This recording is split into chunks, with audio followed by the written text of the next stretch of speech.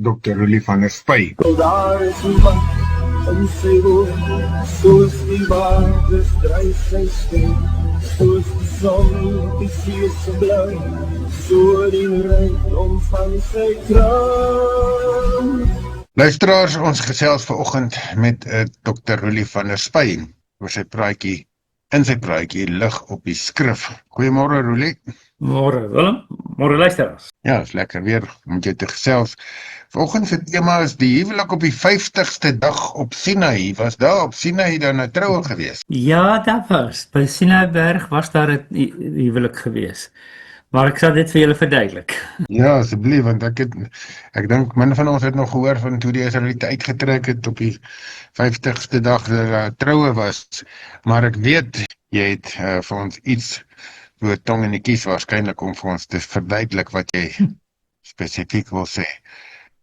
Ja, Oor hierdie tyd van die jaar, dan is dit 'n besondere tyd, nee, want dit is 'n tyd net wat ons eintlik uit 'n tempo van die kerkjaar kom, wat Kersfees en Goeie Vrydag lydingstyd ingesluit het, en dan Hemelvaart en Pinkster, en nou is ons by 'n volgende tyd van die jaar, wat miskien 'n bietjie stadiger tempo het.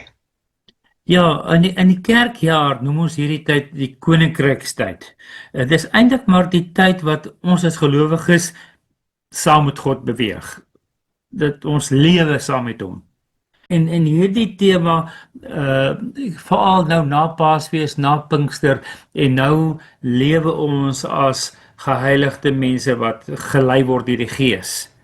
En toe het ek nou op hierdie tema afgekom van hoe Israel ook gelei is deur die Gees. Nou, vat ons deur, hoe is Israel gelei, of hoe dit dan gebeur? Ja, die kerk is die bruid van Christus, wat die hele jaar saam met Christus lewe, die jaar saam met hom deurgaan. En dis soos ek sopas gesê het, soos ons ook as gelowiges die jaar saam met ons verlosser deurgaan. Maar waar kom dit vandaan? En as ons nou so 'n bietjie terugdink, né, onthou nie baie lank gelede was dit Paasfees. En 50 dae later was dit Pinkster, want dis letterlik mos wat Pinkster beteken, Pentekost in Engels. Dit beteken 50ste. So was daar Pinkster in die Ou Testament? Of miskien dan moet ek die woorde net verander en sê, was daar 'n fees van die 50ste dag in die Ou Testament? En ek dink nou is dit makliker om te antwoord. Ja, want daar was die fees van die weke. So Willem, wanneer het die fees van die weke plaasgevind? Hoeveelste dag? Na wat? Eintlik was dit 'n baie interessante tyd, want die fees van die weke was 49, of tot op die 49ste dag. Jy vra van wanneer dit begin het, moes dan getel het van die Pascha, of dan in ons tyd van die kruisiging. Dis reg, ja. Ja, nou die fees van die weke. Ja, die fees van die weke is 7 weke, 7 maal 7 is 49, en dan nog die volgende Sabbat. Dis die 50ste dag, was die groot Sabbat gewees. Dit word dan die fees van die weke genoem, in Hebreëus word dit Shavuot. Shavuot letterlik beteken weke, dis maar net die Hebreëse woord vir weke. So die fees van die weke, die fees van die 50ste dag. So het ons in die Ou Testament gevier, en in die Nuwe Testament het ons hierdie fees dan die naam Pinkster gegee, Pentekost gegee, wat 50ste beteken, en dan het ons die uitstorting van die Heilige Gees herdenk. Maar laas keer het ek gesê, by hierdie uitstorting van die Heilige Gees, nou natuurlik het ons weet van die vlammetjies, ons weet van die tale wat die mense gepraat het, maar ek het gesê daar is 'n ander belangrike aspek ook gewees. Want by daardie fees was daar die vlamme en daar was 'n rukwind gewees. En ek sê hierdie twee elemente verteenwoordig God se teenwoordigheid. Dit versimboliseer God se teenwoordigheid. So God was teenwoordig by ons om 'n nuwe verhouding met ons te begin. En dis eintlik maar waaroor hierdie praatjie dan wil gaan. As ons terugkyk na Pinkster, dan weet ons van die tonge, maar ook van die vuur en die wind. Maar hierdie fees van die 50ste dag het in die Ou Testament ook iets anders bevestig. Dit was die bevestiging van die verhouding tussen God en sy bruid. En dit is dan die tema van die oggend.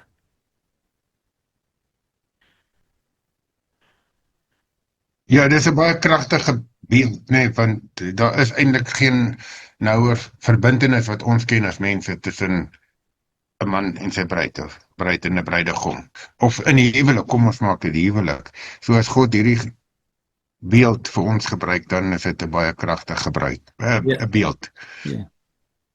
Nou die vraag is dan, wanneer het hierdie verhouding tussen God en sy bruid begin? Want ons weet in die Nuwe Testament praat ons daarvan, maar waar het dit begin in die Ou Testament? En dit is nou waarna ons gaan kyk. Nou, wat het gebeur met Israel in die geskiedenis? Hulle was in Egipte gewees, hulle was slawe gewees.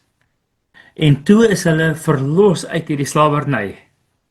Maar ek wil sê, hulle is nie net verlos van iets nie, hulle is ook verlos tot iets, na God toe, om 'n nuwe verhouding met God te begin. So wanneer is Israel se verhouding met God bevestig? Dis juis met hierdie uittrek uit die slawerny uit, het God dan sy verhouding met bevestig. Maar hy het dit bevestig 50 dae na die uittrek. En op watter spesifieke dag en datum het hulle uitgetrek? Wat het gebeur? Dat die eerstelinge dood is, behalwe van die waar die huise se deure met die bloed gesmeer is. Ons noem dit daardie fees die Paasfees. So Pasga, die Pasga, ja. 50 dae na die Pasga het die Israel by Sinai aangekom en daar het baie dinge plaasgevind. Dit was 'n geweldige, belangrike, groot gebeurtenis wat daar plaasgevind het. Soos ek net al gesê het, in die Nuwe Testament is die kerk die bruid van Christus genoem. En in die Ou Testament?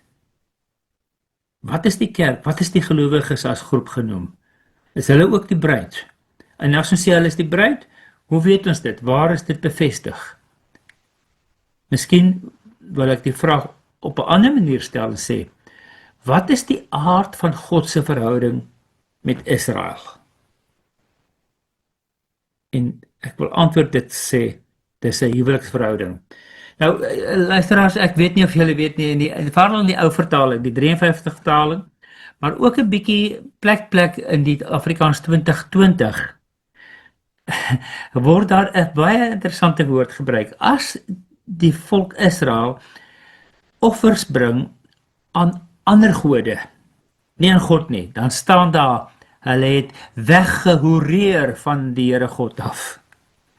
Nou, dit is soos 'n buiteegtelike verhouding met 'n ander God. En dit onderstreep hierdie konsep van dat hulle verhouding met God was soos 'n huweliksverhouding gewees. God was hulle man, hulle vader, en hulle was die bruid gewees. So, dit is baie interessant om agter te kom. Hulle verhouding met Israel, God se verhouding met Israel was soos 'n huweliksverhouding. Maar waar het hierdie huweliksverhouding begin? Nou, miskien moet ons net 'n bietjie kyk na hoe lyk die huweliksbevestiging in die Bybel? Hoe het die huweliksbevestigings verloop in die Bybel? Willem, watter aspekte kan jy sommer so uit die vuis uit noem? Wat jy dink belangrik is vir die bevestiging van die huwelik in die Bybel, in die Ou Testament veral? Ja, Rolly vang jy my nou hier onkant, maar ek wil sê die een is natuurlik die seksuele verhouding wat dan die bevestiging was van 'n huwelik. Maar die ander deel kan ek eintlik nie aan dink nie, weet, behalwe dat dit 'n verklaring aan mekaar. Ja. Ek eers sê 'n verklaring nie, want ek kan nie dink waar dit uitneem. Maar 'n verbintenis tussen man en vrou. Ja, dit is 'n verklaring, dis die regte woord, ja. Nou goed, tussen man en vrou is daar 'n seksuele verhouding, maar ons kan ook dit beskryf as 'n intieme verhouding. So, tussen God en sy bruid moet daar 'n intieme verhouding wees. En dan moet 'n verklaring afgelê word dat ons het hierdie verhouding met mekaar. En soos ek net gesê het in die ander voorbeelde, as hulle ander gode gedien het, dan was hulle ontrou gewees, soos in huweliksontrouheid. So, dis 'n verhouding tussen een bruid en een bruidegom. En dan natuurlik by alle huwelike kry mens geskenke, né? Daar word geskenke gegee. So het Israel geskenke gekry by hierdie huweliksbevestiging van hulle. En was daar 'n kontrak gewees? Was daar 'n huwelikskontrak? Want dis tog een ding wat ons altyd moet doen. Ons moet daai vorms teken. En dan moet dit ook op 'n besondere plek plaasvind. So hierdie aspekte wil ek 'n bietjie uitlig en kyk of ons dit wat by ons huwelike is, maar ook in die Bybelse tyd by huweliksbevestigings was, is hierdie aspekte ook sienbaar, sigbaar by Israel, wat dan God se bruid geword het. So, jy wil eintlik vir ons verduidelik dat hierdie beeld van die huwelik baie pertinent stappe het wat ons kan vereenselwig mee en met 'n gewone huwelik. Sodat dit nie net 'n vaag beeld is nie, maar werklik 'n konstruktiewe ek wil sê metafoor is waarmee ons kan assosieer. Dis korrek, ja. En ek wil eintlik bevestig deur hierdie stappe te gaan dat Israel se verhouding met God of God se verhouding met Israel die van 'n bruidegom en 'n bruid met mekaar was. Dat die volk Israel God se bruid was en dat ons as kerk Christus se bruid is. En ons sien dit alreeds in die Ou Testament. So kom ons gaan deur hierdie stappe. So wat het gebeur in Egipte? Wie was die leier en die koning en wie het hulle as God en as meester daar gedien en erken? Dit was Farao. Farao was vereer as koning en as God en as meester. En hy was die man in Israel se lewe gewees. Maar toe kom God en hy lei hulle uit en hy sê, maar nee, ek wil nou die man in julle lewe wees. So Israel is nie net verlos van Egiptiese heerser nie. Israel het nou in 'n nuwe verhouding ingetree met God as hulle Heer en meester en koning. So dis die een aspek wat ek net nou gewys het, né? Hulle moet die ou verhouding los en 'n nuwe verhouding met hulle bruidegom moet hulle smee. So dit is 'n baie belangrike aspek. Jy weet tog Willem, dis tog die probleme wat mens kry in die huwelik, dat as die man en die vrou nie getrou is aan mekaar net hulle twee nie, dan is dit tog problematies. Ja. Nie net problematies nie, dit is eintlik onmoontlik om 'n goeie huweliksverhouding of 'n intieme verhouding Ja, en dit breek letterlik die verhouding. Ja, dit breek letterlik die verhouding tussen daardie bruid en die bruidegom. Dis reg. En by Israel was dit presies dieselfde. As hulle ander gode gedien het en nie die ou gode gelos het nie, dan het hulle verhouding met God verbreek. Die tweede ding wat ek genoem het, was dat daar geskenke gegee moes word. Dit is interessant, in Genesis 24 vers 53, net een versie wat ek daar wil lees. Genesis 24 vers 53 word daar dan gesê wat Isak gedoen het om Rebekka te kry. Hy het nou sy slaaf gestuur, sy slaaf het nou maar om gaan optree, om die hele ding te reël en te bevestig, en dan het hy deur sy slaaf vir Rebekka geskenke gegee. En kyk wat sy geskenke het hy as huweliksgeskenke aan Rebekka gegee. Genesis 24:53. Daarna het die slaaf silwer en goud en klere, né? Silwer en goud en klere vir Rebekka gegee en ook diergeskenke vir haar en haar broer en haar ma. So die tradisionele huweliksgeskenke was silwer, goud en klere gewees. Nou het God se bruid nou daar by Sinaï ook die geskenke gekry. En wat sy geskenke het hulle gekry? Kyk wat staan in Exodus 3 vers 22, né? Dit was vir my baie interessant toe ek dit die eerste keer raak lees.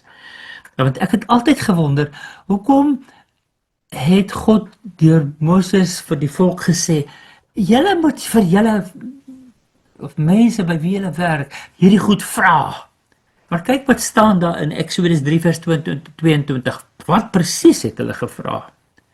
Daar staan elke vrou moet van haar buurvrou of in die huis waar sy werk silwer en goud en klere eis.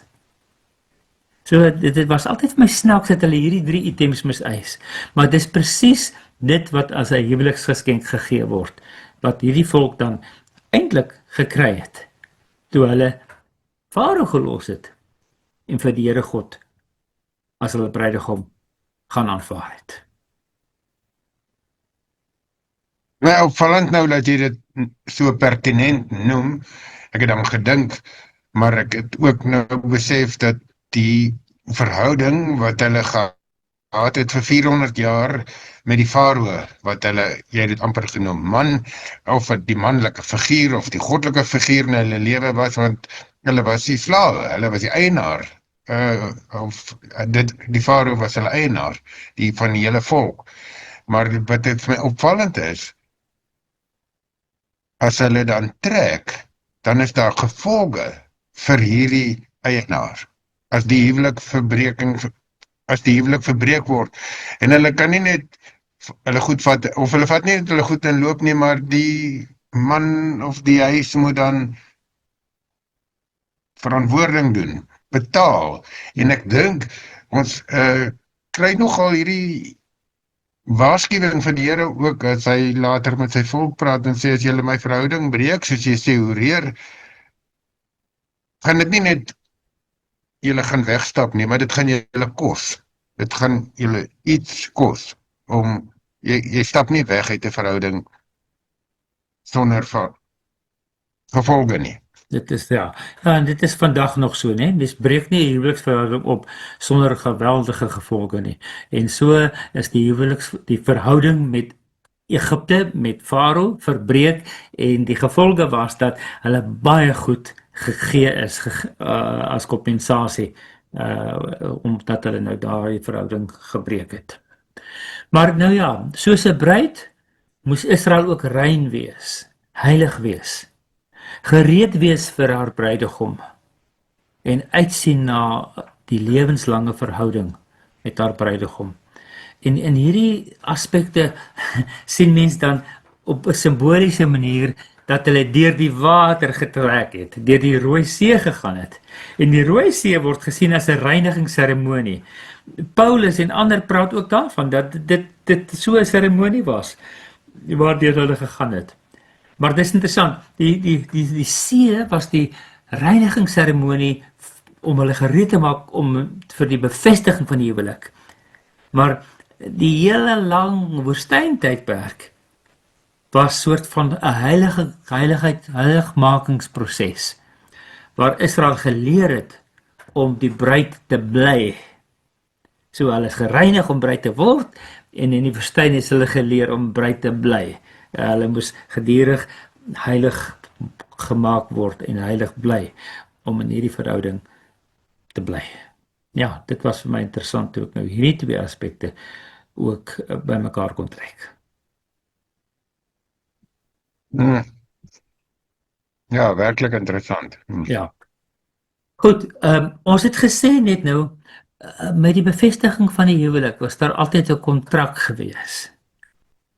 En die kontrak sê, ja, dat die dominee vra mos altyd, erken jy so en so dat jy so en so sal vat as jou enigste wettige man of vrou, en die bevestiging van ek is die enigste vir jou en jy's die enigste vir my. Was daar so 'n kontrak van bevestiging by Israel gewees? Kyk wat het gebeur by Sinaï. Wat het ons daar gekry? Wat is die groot geskrif wat ons by Sinaï gekry het? Dis die wet. Dis die wet, die 10 gebooie. En wat is die eerste gebod, die fundamentele basis wat God in sy eerste gebod ingeskryf het, né? Ek is die enigste God. Jy mag geen ander gode voor my hê nie. In ander woorde, julle moet die gode van Egipte los. En julle moet my as die enigste God aanvaar. So dit is die kontrak wat God met Israel opgestel het om te sê, nou is ek die enigste man in julle lewe. Ek is julle bruidegom, julle is my bruid. in Genesis 17 en in Jeremia 30:22 kry ons hierdie formule wat ons dan 'n verbondsformule ook noem. Maar dis eintlik God se huwelikskontrak wat eintlik beide wetlik is en geestelik is, want God sê ek sal julle God wees en julle moet my volk wees. Ek sal julle God wees en julle moet my volk wees. So hierdie woorde het beide 'n wetlike en 'n geestelike aspek. Wetlik, hulle het wettiglik in hierdie verhouding getree, soos by 'n huwelik. Maar natuurlik ook geestelik, omdat hulle hom dan as die enigste Here en God moet dien. So dit is interessant dat dit ook gekom het. Maar toe hierdie kontrak aan hulle voorgelê is, moes hulle antwoord, né? Dominee Willem, jy vra mos altyd as jy mense trou. Wat sê jy so en so op hierdie vraag? En wat sê jy, vrou, so en so op hierdie vraag? En dan moet hulle natuurlik ja sê, anders is daar nie huwelik nie. Of in ander woorde, ja, ons stem saam, dit is so. Nou, dit is besonder treffend, is die toewyding, die antwoord en die ja-woord wat ons kry rondom Sinai ook, né? Israel het gesê, hulle sal sy volk wees en hy sal hulle God wees. Maar in Exodus 24 vers 7 word dit op 'n baie mooi manier bevestig. En dis letterlik die ja-woord in hierdie nuwe verhouding wat hulle ingetree het. Ek lees vir ons, Exodus 24 vers 7. Toe neem Moses die boekrol van die verbond en lees dit duidelik hoorbaar aan die hele volk voor. En hulle het geantwoord, alles wat die Here gesê het, sal ons doen en gehoorsaam. So, Israel het ja gesê. Hulle wil in hierdie verhouding met God tree.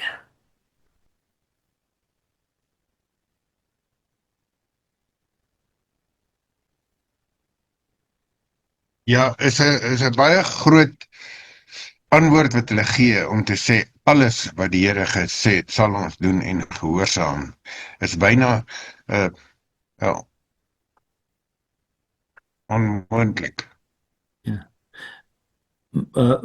Willem, wat sê die tradisionele huweliks formulier, né? In lewe en in dood, in sterwe, in siekte, en al die dinge, né? Sal ek by jou bly. Dit laat my 'n bietjie daaraan dink, is dit nie? Ja, alomvattende verklaring. Ja.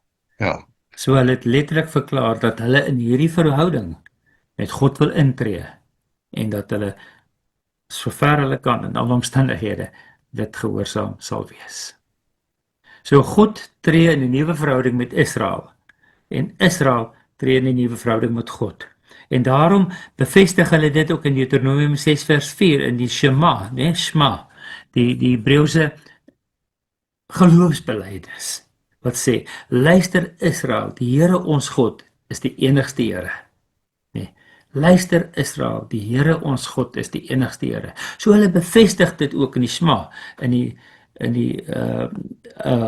in Deuteronomium 6 vers 4, dat God hulle enigste God is en dat hulle in hierdie verhouding met hom intree. Ja, dis 'n kragtige binding met mekaar. Nee, dis nie net 'n losse verhouding nie. Dit is 'n baie definitiewe vasbind en beëdigde verklaringe wat hulle met mekaar doen, God en volk. Maar is dit nie wat ons doen by die huweliksbevestiging nie? Ja, natuurlik. En dis wat jy nou nog gesê het, jy weet, tot in smart en siekte en dood en bly ons aan met mekaar getrou. Nie tot ons mekaar nie meer lief het of wanneer van hou nie of so iets nie. Ja.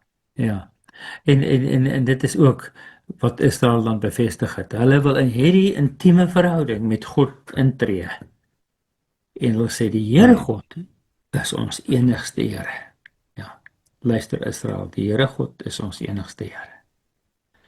Goed, ek begin afsluit. Nou Willem, is dit so dat huwelik sommer op enige plek kan plaasvind of wat is daar enige voorskrifte vir waar huwelik mag plaasvind? Jy weet, die korte antwoord is Ons het in ons eksamen om huweliksbevestigers te wees geleer dat daar moet dit moet basies in 'n struktuur wees en die kort antwoord is, daar moet gewoonlik 'n dak en 'n deur wees. Goed. Nou, dit is interessant. Vir die Jode hoef dan nie 'n deur te wees, klink dit my nie. Vir die Jode moet ten minste net 'n dak wees, né? En die Jode het hierdie afdakkie, hierdie struktuurtjie wat hulle opsit, om 'n canopy, 'n kappie, 'n afdakkie oor hulle te maak. Nou die Joodse woord daarvoor is chupa. Hulle het hierdie chupa, hierdie afdakkie.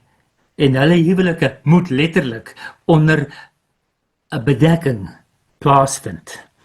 Nou, dit word blykbaar versimboliseer dit dat God oor hulle is, dat God hulle bedek, dat God hulle beskerm. En as ons nou vanoggend nog gepraat het om te sê, maar hier het op die 50ste dag nadat hulle uit Egipte by die Pasga weggetrek het, het hulle verhouding, hulle intieme verhouding met God bevestig as die bruid van God. Was daar dan ook daar 'n chupa, 'n afdakkie oor hulle, wat God sy beskerming en bevestiging aan hulle gegee het? Nou kyk wat lees ons dan in Exodus 19. Onthou, Exodus 19 is net hier by Exodus 20 waar die wet van God gegee word. En dis die hele gesprek wat daar plaasgevind het. Ek lees Exodus 19 vers 8 en dan vers 16 verder. By vers 8 staan daar: die hele volk het eenparig geantwoord en hulle het gesê: alles wat die Here gesê het, sal ons doen, hè? Dis soos ek net nou ook gelees het. So ook hier het hulle bevestig: ja, ons wil die bruid van God wees. En dan vers 16: op die derde dag, toe dit oggend was, was daar donderslae en weerlig en 'n swaar wolk oor die berg. En ook baie ander geluide van die ramshoring. Die hele volk het in die kamp het gebewe. Moses het die volk uit die kamp uitgelei om God te ontmoet. Hulle het by die voet van die berg gestaan. So interessant, hierdie aspekte wat hier beskryf word in hierdie teks, né? Hier gaan hulle nou om God intiem te gaan ontmoet. Maar daar was 'n swaar wolk oor hulle, oor die berg gewees. So God het sy eie canopy, sy eie afdakkie, sy eie chupa vir hulle voorsien, dat hulle verhouding met hom as bruid en bruidegom voldoen aan die vereiste van dit moet onder 'n afdakkie plaasvind. Dit was vir my ook interessant. So, en interessant, ek het ook in my vorige praatjie hierna verwys en ek na Pinkster verwys. Hier was daar vuur en weerlig en donderslae en wolke gewees. En wind. Dis presies wat by Pinkster herbevestig is. Die vlammetjies was daar en die wind, en die stormwind was daar ook gewees. So daar het by Pinkster het God herbevestig, ek wil in 'n verhouding met julle tree.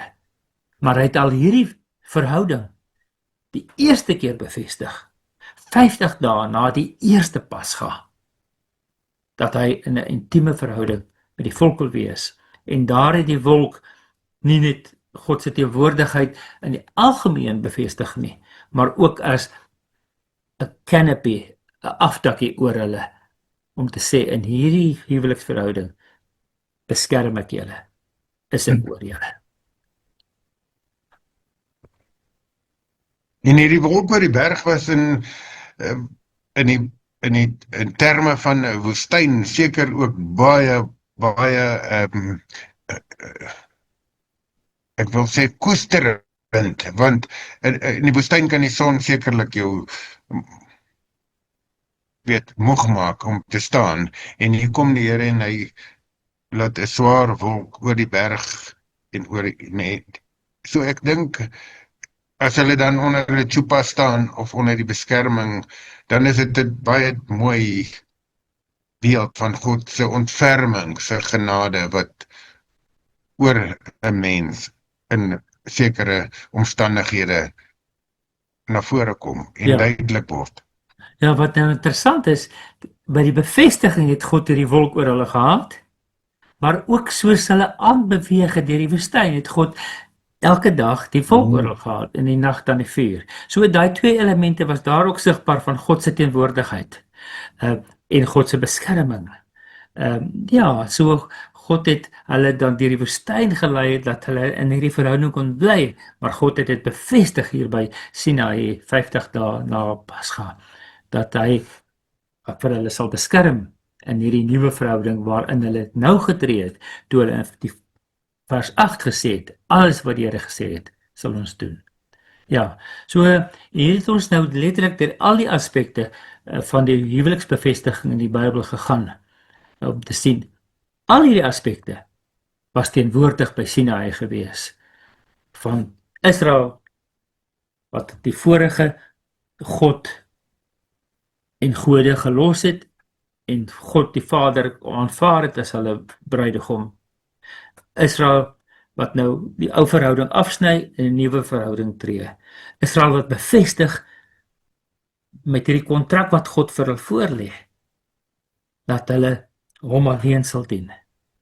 Israel wat hierdie geskenke gekry het, wat huweliksgeskenke gekry het in hierdie proses, toe hulle die verhouding verbreek het met die vorige meester in hulle lewe en die nuwe meester ontvang het. En dit alles het plaasgevind onder hierdie beskermende wolk van die teenwoordigheid van die Here God. Ja, baie mooi, kragtig. Ja. Goed, dankie Willem, dankie luisteraars. Ek sluit dan hiermee af met die woorde wat God dan sê, ek is jou God en jy is my bruid. So jy gelowige, jy kerk van God, jy is ook God se bruid, onthou dit. Ek dink nie ons dink altyd daaraan, dat ons eintlik in so 'n noue, intieme verhouding met God staan nie. Onthou dit het plaasgevind by die eerste Pinkster, by die eerste 50ste fees. Dit word elke jaar herbevestig dat God by ons teenwoordig is en hierdie verhouding wil vernuwe.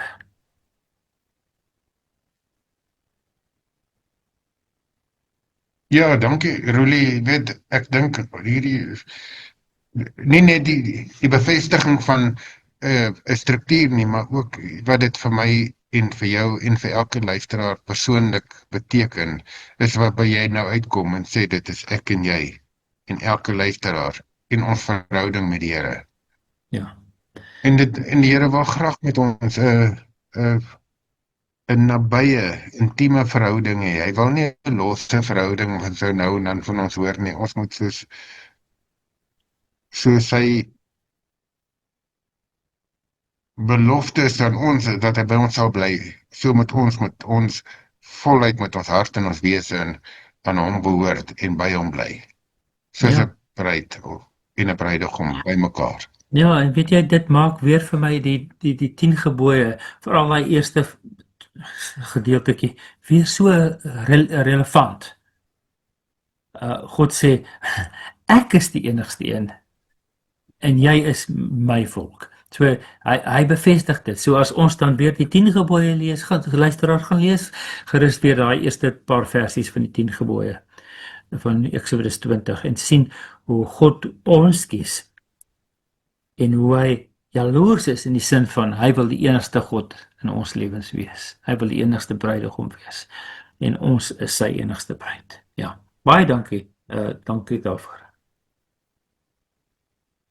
Wil jy miskien wil iemand met jou gesels? Gee vir ons gerus 'n kontaknommer. Ja, my nommer is 074 419 8353. Ja, en ek wil julle groet met die laaste vraag hê dan wat sê, wat antwoord jy na Paasfees en Pinksterfees? Wat is jou verhouding met jou hemelse bruidegom? Mag jy dit onthou, dat van Paasfees af na Pinkster het God ons voorberei dat ons sy bruid kan wees. Weet jy dit? Onthou jy dit? Ja, baie dankie daarvoor, want jy weet, sonder die antwoord van ons antwoord is daar eintlik is daar nie 'n verhouding nie, of geen Wat is 'n Ja, verbinding, ja. Ja, verpligting. Ja, ja. 'n commitment nie. Ja. Verskoon die woord. Ek het nou die woord op die oomblik vergeet. Baie dankie, Rulie. Tot 'n volgende keer. Selfs ons weer. Goed, baie dankie almal. Seën vir julle en mag die Here God ook jou bruidegom wees en mag jy sy bruid wees. Tot 'n volgende keer. Totsiens.